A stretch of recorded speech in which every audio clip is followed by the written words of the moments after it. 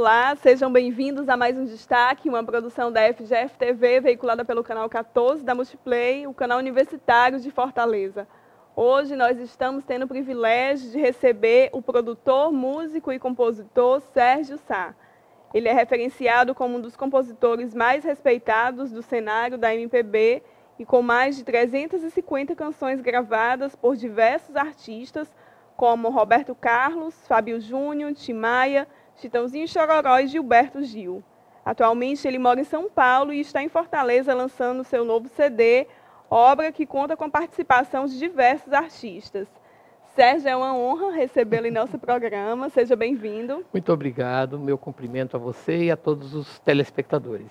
Sérgio, são 48 anos, né, de carreira. 48 anos. E que alegria, né, poder passar a vida se dedicando a algo que é tão prazeroso, algo que você gosta, né? É verdade. Você sabe que ainda esta semana me perguntaram o que é a minha profissão para mim. Eu disse que era sinônimo de paixão, porque eu me integro e me entrego tanto ao que eu faço que eu posso dizer que sempre fui e sempre serei apaixonado pelo que eu faço. Então, paixão e profissão para mim são sinônimos. Sim. Sérgio, vamos lá desde o início da tua trajetória, né? Como surgiu o interesse pela música, como foram os primeiros passos, assim? Olha, eu posso ter a pretensão de dizer que eu nasci músico, porque desde muito tenra idade eu comecei a brincar com música. Todos os móveis da minha casa tinham a marca da minha mão, porque eu batucava, eu ouvia música e ficava batendo ritmo. Eu nasci totalmente cego, Sim. né? Eu estou salientando isso porque, na verdade, a minha linguagem de expressão e comunicação passou a ser o som.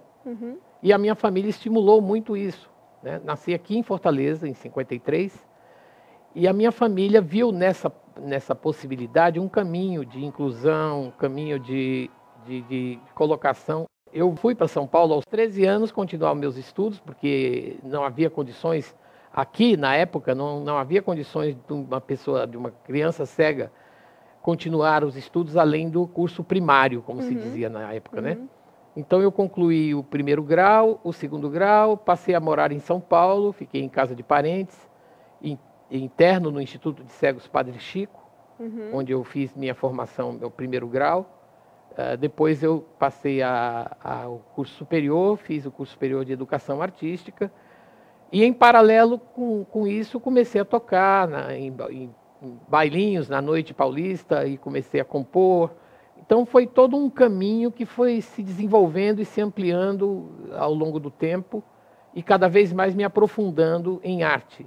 Entendo. Depois eu comecei a compor, de compor comecei a escrever, de escrever, enfim.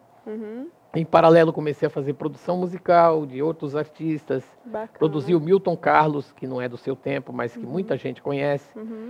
Autor e intérprete do Samba Quadrado, foi um grande sucesso na época. Eu fiz um samba quadrado para você sentir. E quanto maior a distância, maior é o fim. Enfim.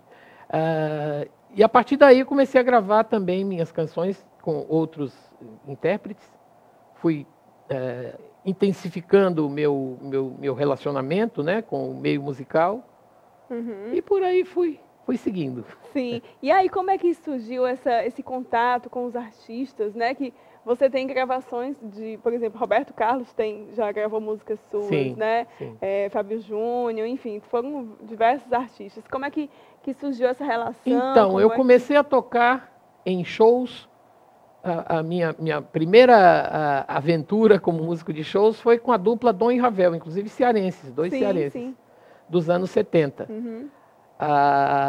Do Dom e Ravel, eu passei a trabalhar com Eduardo Araújo e Silvinha, fazendo também shows pelo país. Fazia muito festival pelo interior de São Paulo, interior de Minas, interior do Rio de Janeiro, do estado do Rio, e sempre muito bem sucedido, inclusive.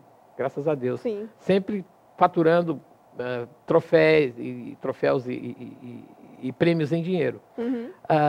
Isso também me incentivou muito a continuar compondo. E eu acho que foi dando uma visibilidade também, exatamente. né? E eu fui conhecendo outros artistas a partir dos artistas com quem eu trabalhava.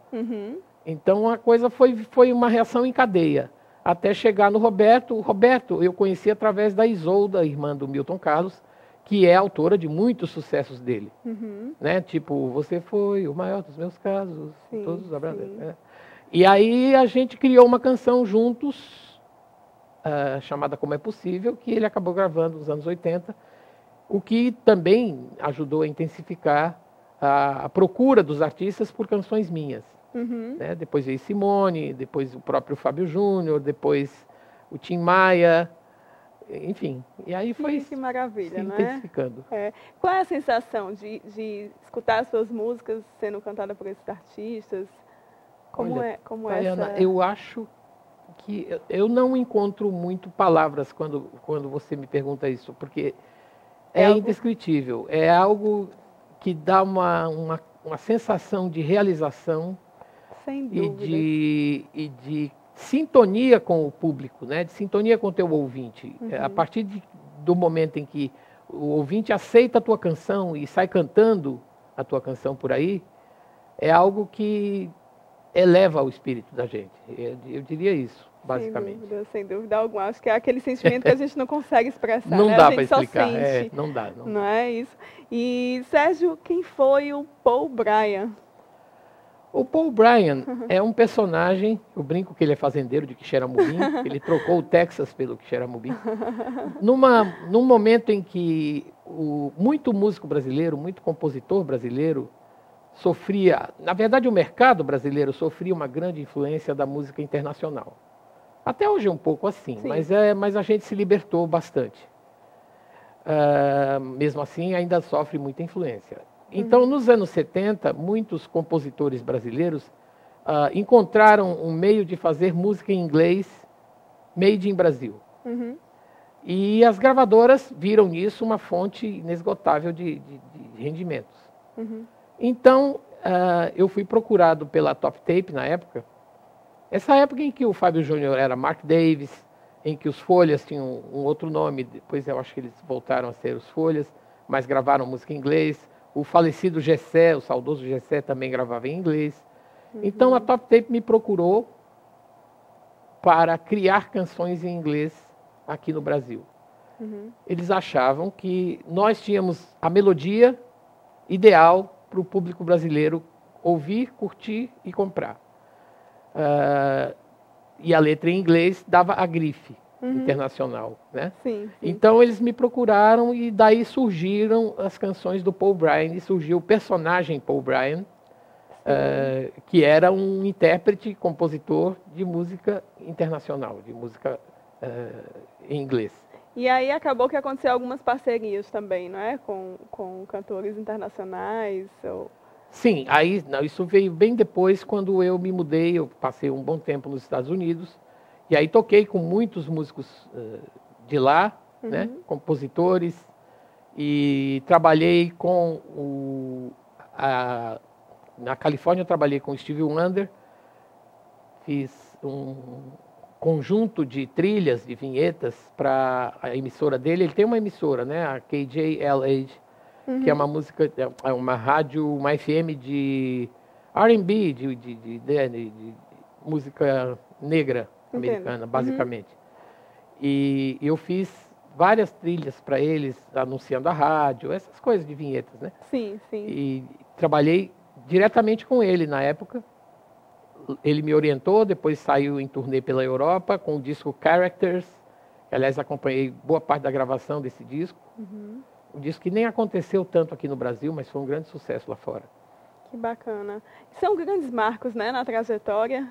Grandes momentos. Sem dúvida. Quais outros que você quer destacar para a gente? Olha, eu acho que quando eu passei a ser escritor, também foi um marco na minha vida. Eu fui incentivado a escrever o primeiro livro pela Globo, a editora Globo. A editora Globo me encomendou, basicamente, um livro sobre tecnologia musical, falando aos iniciantes em música e em cinema, em rádio e TV, tudo aquilo que a tecnologia oferece até hoje, e cada vez mais, ao músico, em termos de ferramentas de trabalho, aonde entra o computador, aonde entra o teclado, aonde entra todo um sistema de gravação que foi abraçando o mundo inteiro. Nós passamos do analógico ao digital nos anos 80. E a partir daí, existia toda uma didática de informação sobre como utilizar esses recursos novos. Porque antes disso, a música era produzida em grandes estúdios com uma tecnologia muito cara, muito pesada e muito específica. Né? Hoje em dia você pode pegar um computador comum, um notebook, e instalar nele uma placa de som, e você tem uma infinidade de softwares dedicados à música. Então hoje, você com 1/10 do que você gastaria para criar um estúdio, ou seja, em torno de 300, 400 mil reais, hoje com 30 mil reais você tem toda a condição de ter uma sala de gravação, vamos dizer assim, totalmente equipada. Isso, é claro, democratizou o uso e o trabalho com esse tipo de ferramenta, né? E eu participei ativamente dessa transição, porque eu vinha do analógico, eu tive que reaprender tudo isso, e isso me credenciou a escrever esse livro, chama-se Fábrica de Sons, e ele foi comprado, inclusive, pelo Fundo Nacional de Desenvolvimento da Educação, como referência. E depois eu escrevi Feche os Olhos para Ver Melhor, num momento de grande perda, no momento em que eu estava atravessando uma fase dificílima na minha vida. E cada livro foi um marco. Feche os Olhos para Ver Melhor é o que ele mesmo diz. O próprio título já anuncia. É um mergulho nos seus outros sentidos, para que você consiga apreender informações que não lhe cheguem pela visão. Porque a visão acaba anestesiando você. Você deixa de prestar atenção no que cheira, no que toca, no que come ou no que ouve. Por isso eu acho que nós temos tanta música ruim.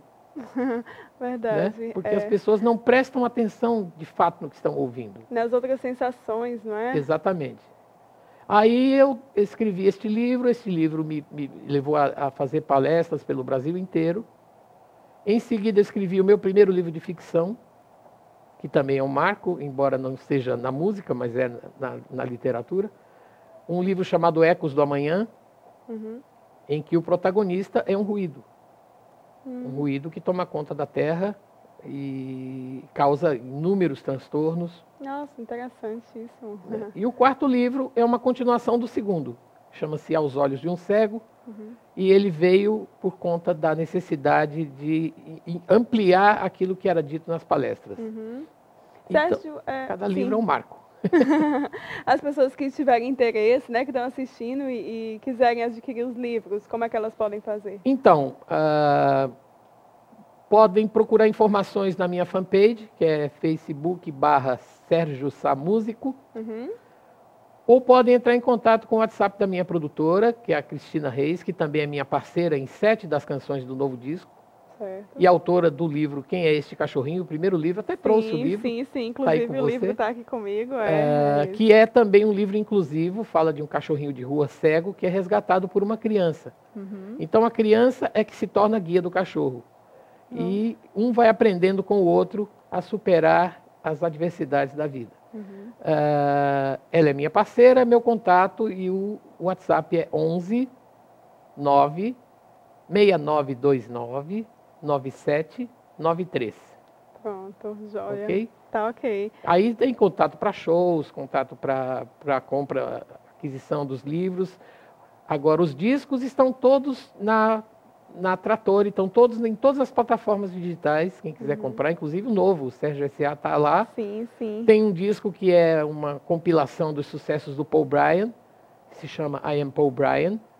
E tem um independente que eu lancei já há algum tempo, chamado Ecos do Amanhã, o mesmo título do livro. O Sérgio S.A. é o novo trabalho, não é? Que é esse que eu estou mostrando aqui. Mesmo.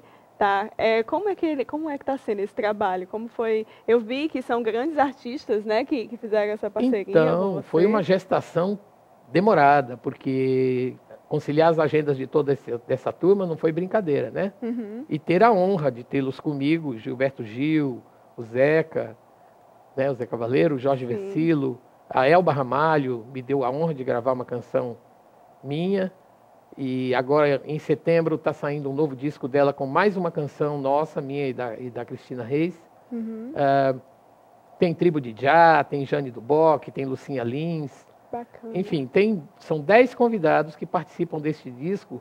Este disco, na verdade, é a minha reentrada na música, porque eu fiquei muito nos bastidores, né? Eu fiquei muito fazendo campanhas publicitárias, eu fiquei com o meu estúdio trabalhando para outros artistas.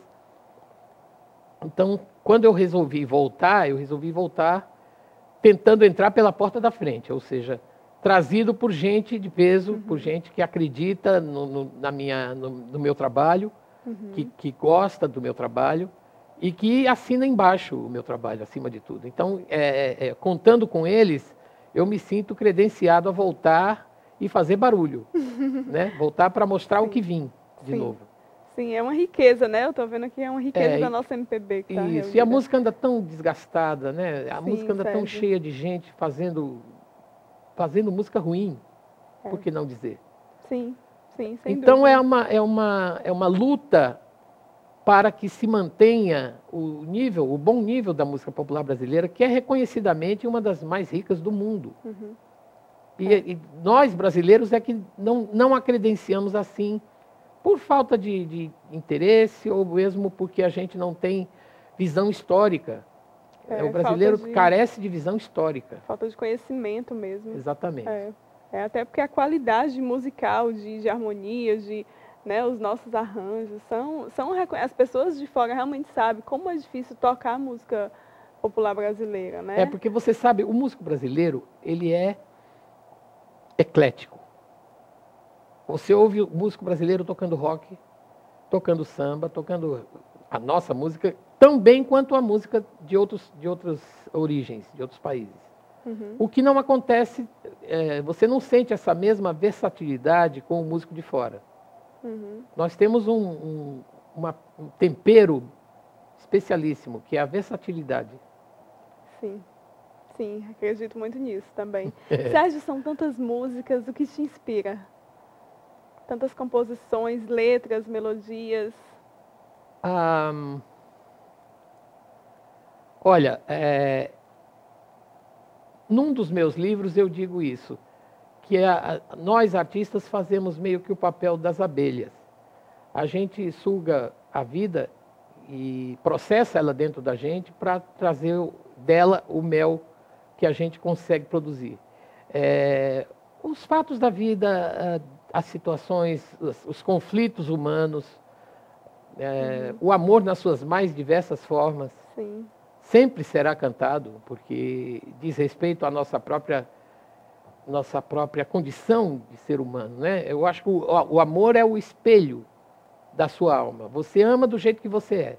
Se você for possessivo, você ama possessivamente. Se você é generoso, você ama com generosidade. Se você é rancoroso, você não ama, mas não perdoa. Né? Aliás, se você é generoso, você ama e perdoa. Se não é generoso, você não consegue perdoar.